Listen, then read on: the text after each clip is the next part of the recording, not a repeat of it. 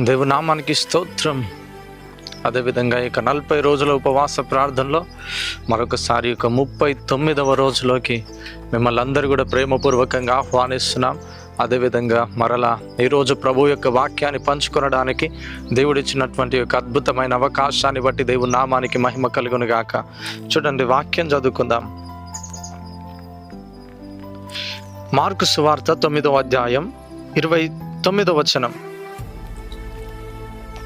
అందుకాయన ప్రార్థన వలననే కానీ మరి దేని వలనైనను ఈ విధమైనది వదిలిపోవుట అసాధ్యమని వారితో చెప్పెను. చూడండి, వాక్కు మీకు అర్థమైందా?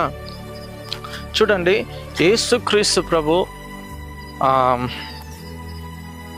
ఒక వ్యక్తి తన యొక్క కుమారుడు ఒక అపవిత్రాత్మ చేత బాధపడడాన్ని బట్టి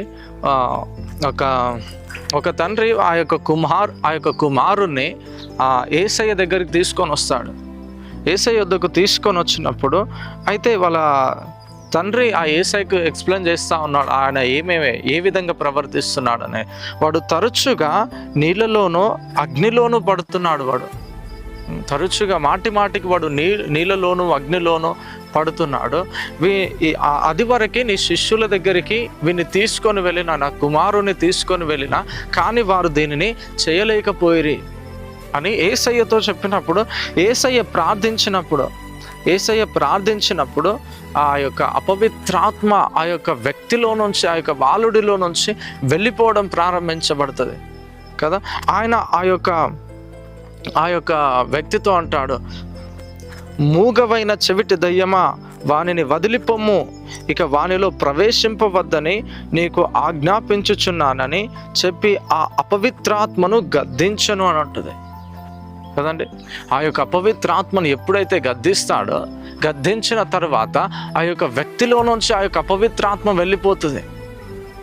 అయితే అది వరకు వాళ్ళ తండ్రి అంటాడు కదా యేసయ్యతో, ఏమంటున్నాడు అని అంటే, ఇదిగో నీ శిష్యుల దగ్గరికి తీసుకెళ్ళినా కానీ వారు దీనిని చెయ్యలేకపోయిరి అని చెప్తాడు కదా.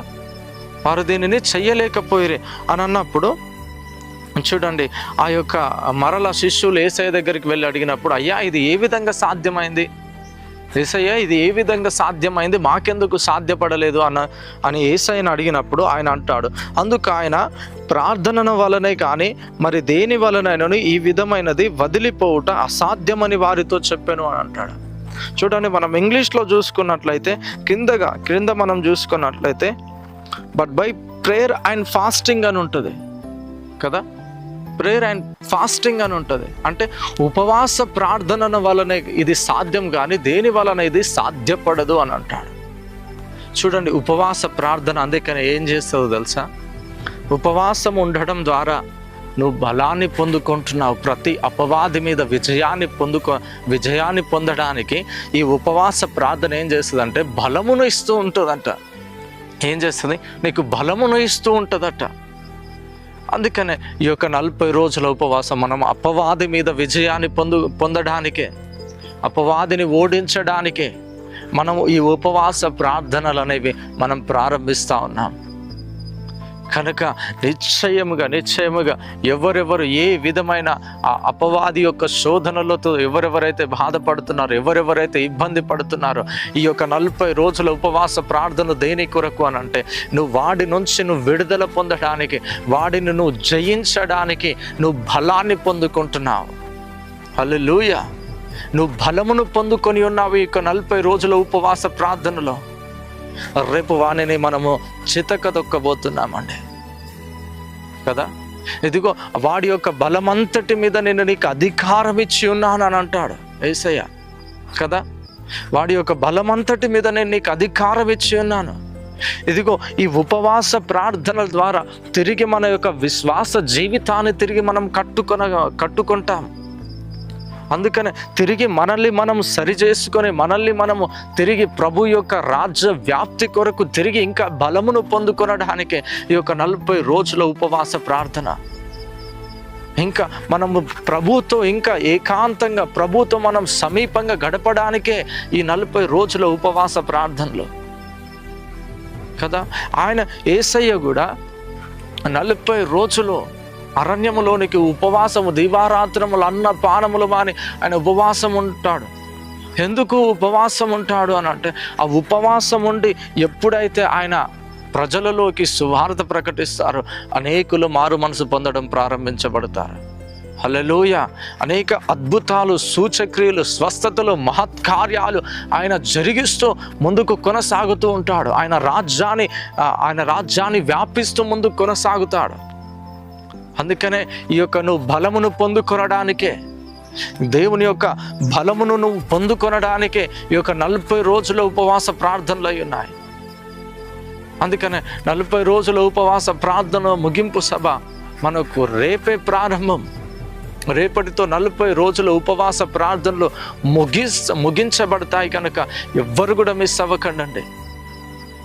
రేపు మనం ఈ యొక్క 40 రోజులు ఏవేవైతే 40 రోజులు ప్రభు సన్నిధిలో ప్రార్థనలో ఏ విన్నపాలైతే విత్తి ఉన్నామో వాటినన్నిటి పంటను మనం రేపు మరలా కోయబోతున్నాం. ఆమేన్, హల్లెలూయా. ఎంతమంది నమ్ముతున్నారండి? ఎంతమంది నమ్ముతున్నారు? అపవాది మీద రేపు మనం విజయాన్ని పొందుకునే దినమై ఉన్నది. అందుకని ప్రతి విషయంలో కూడా మీరు ప్రార్థనలోనూ ముందు కొనసాగండి. రేపు జరగబోయే ఆ యొక్క ముగింపు సభ కొరకు మీరు కూడా ప్రార్థన చేయండి, మీరు కూడా పాల్గొనండి. మరలా రేపు అందరం కూడా ఉపవాస ప్రార్థనలో కలుసుకుందాం.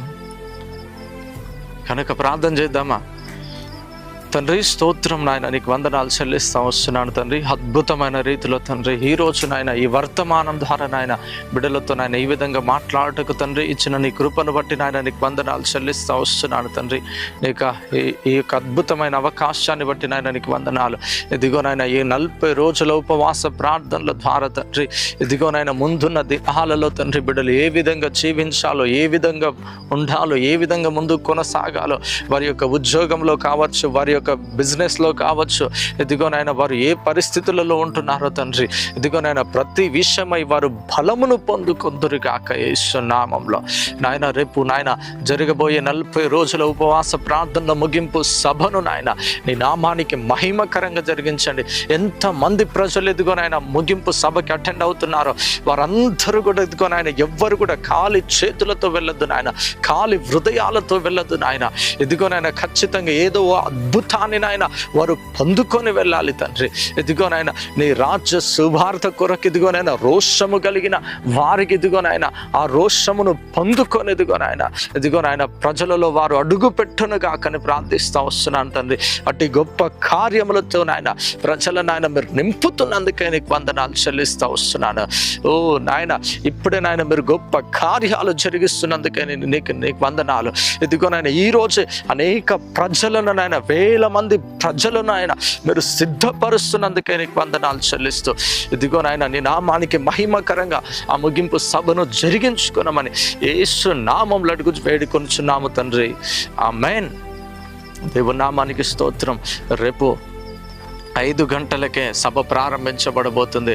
ఖప్పాడ్ చౌరస్తా జనసంఘ మండల్ అందరూ కూడా మీరు మీ కుటుంబ సమేతముతో మీ గ్రామముతో పాటు కదలి రండి. అనేక అద్భుతాలను మనం దేవుడు మన మధ్యలో అనేక అద్భుతాలను జరిగించబోతున్నాడు. మరలా రేపు అందరం కూడా మీటింగ్లో కలుసుకుందాం. అంతవరకు సెలవు. Thank you. Praise the Lord. God bless you.